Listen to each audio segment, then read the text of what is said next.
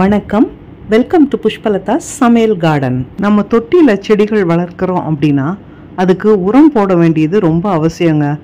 அதுவும் பூக்கிற செடிக்கும் காய்க்கிற செடிக்கும் கண்டிப்பாக உரம் போட்டால் தான் தொட்டி செடிகள் நல்ல பலனை தரும். செடிகள் நல்ல பூக்கிறதுக்கும் காய்க்கிறதுக்கும் சிறப்பான உரங்களை கொடுக்கணுங்க. உரம்னா வீட்டில் தயாரிக்க முடியாத அல்லது தயாரிக்கிறதுக்கு ரொம்ப கஷ்டமாக இருக்கிற இல்லைன்னா கடைகளில் மட்டுமே கிடைக்கும் அப்படிங்கிற மாதிரி உரம் தான் போடணும்னு அவசியம் இல்லைங்க. வீட்டில் எளிதாக கிடைக்கக்கூடிய சில பொருட்கள் கூட சூப்பரான உரங்க. எத்தனை பேர் இது நல்ல உரமாக மாற்ற முடியும் அப்படின்னு யோசிச்சிருப்பீங்கன்னு கூட எனக்கு தெரியல. ரொம்ப சுலபமாக தயாரிக்கக்கூடிய உரம், ஆனால் பலனும் அமோகமாக கிடைக்குங்க. இந்த உரம் போட்டிங்கன்னா உங்கள் செடிகள் நிறைய பூக்கும், அதே மாதிரி காய்களும் நிறைய வைக்குங்க. இந்த உரம் என்னன்னு தெரிஞ்சுட்டு நீங்களும் பயன்படுத்தி பாருங்கள். வாங்க அந்த உரம் என்ன, எப்படி தயாரிக்கிறது அப்படிங்கிறதெல்லாம் பார்க்கலாம். அதுக்கு முன்னாடி நம்ம சேனலை சப்ஸ்கிரைப் பண்ணல அப்படின்னா சப்ஸ்கிரைப் பண்ணி வச்சுக்கோங்க. எல்லார் வீட்லேயும் பழங்கள் வாங்குவோங்க. இருங்க வீடியோவை க்ளோஸ் பண்ணிட்டு போயிடாதீங்க. என்ன பழங்களை தானே உரமாக போடணும் அப்படின்னு கேட்குறீங்களா? இல்லவே இல்லைங்க. பழங்கள் ஒவ்வொரு சீசன்லேயுமே ஒவ்வொரு விதமான பழம் கிடைக்கும். சம்மர் டைமில் பார்த்தீங்கன்னா தர்பூசணி பழம், பலாப்பழம்னு நிறைய விதமான பழங்கள் நமக்கு கிடைக்கும். எல்லாத்துலேயுமே எக்கச்சக்கமான விதைகள் இருக்குங்க. பலாப்பழத்தினுடைய மாதிரியான விதைகளை நம்ம சமைச்சு சாப்பிடுவோம். எத்தனை தான் சமைச்சும் சாப்பிட முடியுங்க. அந்த விதைகளெல்லாம் நம்ம தூக்கி தூர தான் போடுறோம். ஒரு சில விதைகள் தான் அதில் முளைக்க வைக்க முடியும். அந்த ஒரு சில விதைகளை தான் நம்ம முளைக்கிறதுக்கும் எடுத்துப்போம். மீதி இருக்கிற விதைகள்லாம் நம்ம என்ன பண்ணுறோம்? இனிமேல் அந்த விதைகள் எல்லாம் சேர்த்து வச்சு செடிகளுக்கு உரமாக மாற்றுவோம்.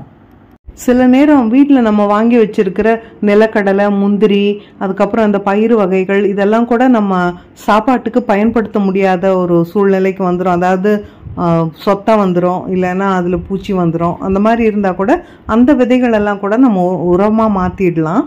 இந்த பலாக்கொட்டை அந்த மாதிரியான விதைகள் பழத்திலிருந்து எடுத்து ஒரு 2 நாளுக்குள்ளேயே அதை மிக்சியில் போட்டு இந்த மாதிரி பொடியாக அரைச்சிடணும். அதில் இருக்கிற தோலெல்லாம் நீக்கணும்னு அவசியம் இல்லை. அப்படியே முழு விதையாக போட்டு இந்த மாதிரி பொடியாக அரைச்சிடணும். அதை காய வச்சோன்னா மிக்சியில் அரைக்கிறது ரொம்ப கஷ்டம். அதனால் விதைகள்லாம் காயறதுக்கு முன்னாடியே இந்த மாதிரி மிக்சியில் போட்டு பொடியாக அரைச்சிக்கலாம். அதை ஒரு அகலமான தட்டுலேயோ இல்லைன்னா நியூஸ் பேப்பர்லேயோ கொட்டி நல்லா அகலமாக பரப்பி விட்டுடலாங்க. பரப்பி விட்டுட்டு ஃபேன் காற்றுல வச்சிங்கன்னா கூட நல்லா காஞ்சிடும். இல்லைன்னா நல்ல வெயிலில் வச்சு நல்லா காய வச்சு எடுத்துக்கணும். அரைச்ச மிக்சி ஜாரை கூட அதில் கொஞ்சம் தண்ணி ஊற்றி நல்லா அலசிட்டு அதை நீங்கள் கழுநீரோடவோ இல்லைன்னா நீங்கள் டெய்லி செடிகளுக்கு தண்ணி ஊற்றும் போது அது கூட கலந்து செடிகளுக்கு ஊற்றிடலாம். இதோ பலாக்கொட்டை விதை அரைச்சதை நல்லா காய வச்சு இந்த மாதிரி எடுத்து வச்சுருக்கேன். இது பார்த்தீங்கன்னா ஓட்ஸ் மாதிரி இருக்குது பாருங்கள். இந்த மாதிரி எடுத்து வச்சுக்கலாம். இந்த மாதிரி நமக்கு கிடைக்கிற நிறைய விதைகளோட பொடியெல்லாம் எடுத்து வச்சுக்கலாம். இது நெகாப்பழத்தோட விதைகளை அரைச்சிருக்கேன். அது கூடவே கொஞ்சம் பழைய எள்ளு இருந்தது, அதையும் சேர்த்து அரைச்சிருக்கேன். இப்போது இதெல்லாம் எடுத்து வச்சுக்கலாங்க. இது நிலக்கடலை கொஞ்சம் எல்லாம் சொத்தையாயிடுச்சுங்க, வாங்கி வச்சது. அதையெல்லாம் இந்த மாதிரி அரைச்சி வச்சுருக்கேன். இது கூட கொஞ்சம் பழைய வால்நட்டு, இந்த பழைய விதைகள், சாப்பிட ஆகாத விதைகள்லாம் அரைச்சி வச்சுருக்கேன். இது கடைசியில் அது கூட சேர்க்கறதுக்கு வேப்பம் புண்ணாக்குக்கு பதிலாக நீங்கள் வேப்ப விதை கிடச்சதுன்னா கூட அதை காய வச்சு அரைச்சி எடுத்து வச்சுக்கலாம். இதை இந்த உரத்தை அப்படியே நீங்கள் எடுத்து வச்சிங்கன்னா கெட்டு போயிடும் இல்லையா? அது கெட்டு போகாமல் இருக்கிறதுக்காக அதில் வேப்பம் புண்ணாக்கு சேர்த்துக்கலாம். அப்புறம் இது சாம்பல், ஏதாவது குச்சிகள் இலைகள் எரிச்ச சாம்பலாக இருந்தாலும் எடுத்துக்கலாம். நான் எடுத்து வச்சுருக்கிறது உமிக்கரிங்கிறது எத்தனை பேருக்கு தெரியும் அப்படிங்கிறது தெரியல. கிராமப்புறங்களில் இந்த பாத்திரம் தேய்க்கிறதுக்காக இந்த உமிக்கரியை பயன்படுத்துவாங்க. உமிக்கரி அப்படிங்கிறது நெல் அரைக்கிற மிஷினில் நெல்லை அரிசியாக மாற்றும் போது அதிலிருந்து தவிடு வெளியே வரும். அந்த தவிடை எரித்து இந்த மாதிரி சாம்பல் செய்வாங்க. இந்த உமிக்கரி சில நாட்டு மருந்து கடைகளில் கிடைக்கும். இல்லைன்னா கிராமப்புறங்களில் இருக்கிற கடைகளில், கோலமாவு விற்கிற கடைகள்லாம் கூட இந்த உமிக்கரி கிடைக்கும். ஊர்லெல்லாம் பார்த்தீங்கன்னா கோலமாவு வச்சுருக்கிறவங்க உமிக்கரியும் சேர்த்து வச்சுருப்பாங்க. நான் இது பொள்ளாச்சியிலிருந்து தான் வாங்கிட்டு வந்தேன்.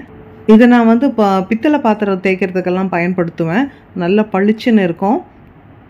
அது மட்டும் இல்லைங்க, பல்லு தேய்ச்சிங்கன்னா அவ்வளோ சூப்பராக இருக்கும். இதில் பாரம்பரியமாக நம்ம கிராமங்களில் பல்லு தேய்க்க பயன்படுத்திட்டு வந்தோம்.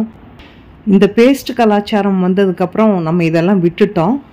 இதையெல்லாம் நம்ம மறுபடியும் பயன்படுத்தினோன்னா விளம்பரத்தில் யாரும் வந்து உங்கள் பேஸ்ட்டில் உப்பு இருக்கா இல்லை கறி இருக்கான்னு கேட்கவே மாட்டாங்க. சரி, அதை விடுங்க, நம்ம உரத்துக்கு வருவோம்.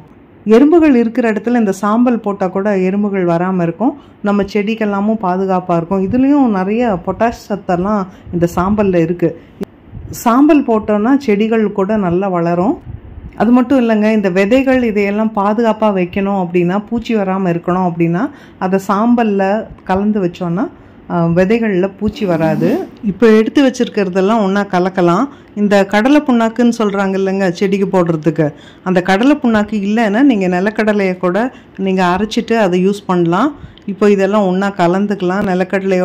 நிலக்கடலை பொடியோட பலாக்கொட்டை பொடி, அதுக்கப்புறம் இந்த நகாப்பழம் விதைகளில் அரைச்சி வச்சுருந்த பொடி, இந்த வேப்பம் புண்ணாக்கு, இது எல்லாத்தையும் ஒன்றா சேர்த்து கலந்துக்கலாம்.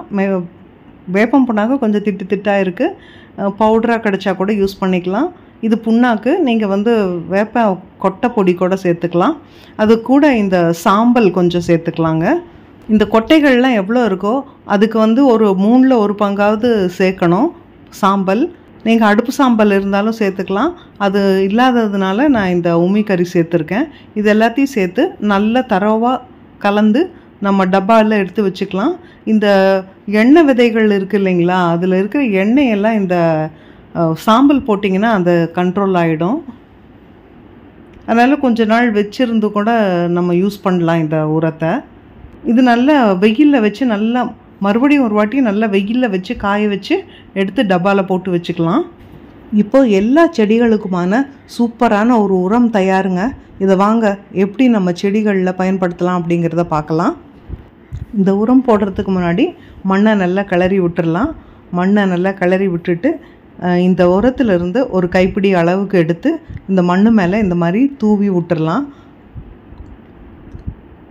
தூவி விட்டு மண்ணை நல்லா கலந்து விடணும். மண்ணாக அதை நல்லா கலந்து விட்டுட்டோன்னா அது நல்லா சீக்கிரமாக மக்கி நமக்கு செடிகளுக்கு நல்ல ஒரு உரமாக இருக்கும். இது இந்த மாதிரி மண்ணில் தூவணும். தூவிட்டு நல்ல மண்ணை கலந்து விட்டுடலாம்.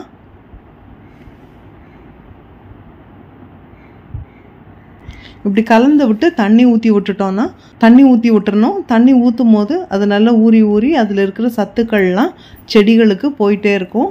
இல்லைன்னா மண்ணில் ஒரு சின்ன குழியை நோண்டி விட்டு அதில் இந்த உரத்தை போட்டு மூடி விட்டுட்டு தண்ணி விட்டுட்டோம்னா நமக்கு செடிகளுக்கு நல்ல உரம் கிடைக்கும். வருஷம் முழுக்க நம்ம கிச்சனில் எவ்வளோ விதைகள் வேஸ்ட்டாக போகுதுங்க. இனிமேல் எந்த விதை எந்த சீசனாக இருந்தாலும் எடுத்து வச்சு நம்ம செடிகளுக்கு உரமாக பயன்படுத்துவோம். இனிமேல் செடிகளுக்கு உரம் இல்லையேன்னு கவலையே படாதீங்க. வீட்டில் இருக்கிற விதைகள்லாம் இனி செடிக்கு உரம் தான். Happy gardening. நீங்களும் இந்த உரம் பயன்படுத்தி பார்த்துட்டு எப்படி இருக்குது அப்படிங்கிறத சொல்லுங்கள். உங்களுக்கு இந்த வீடியோ பிடிச்சிருந்ததுன்னா லைக் பண்ணுங்கள். உங்கள் ஃப்ரெண்ட்ஸுக்கு யூஸ்ஃபுல்லாக இருக்கும் அப்படின்னு நினச்சிங்கன்னா ஷேர் பண்ணுங்கள். நம்ம சேனல் பிடிச்சிருந்ததுன்னா சப்ஸ்கிரைப் பண்ணுங்கள். நன்றி, வணக்கம்.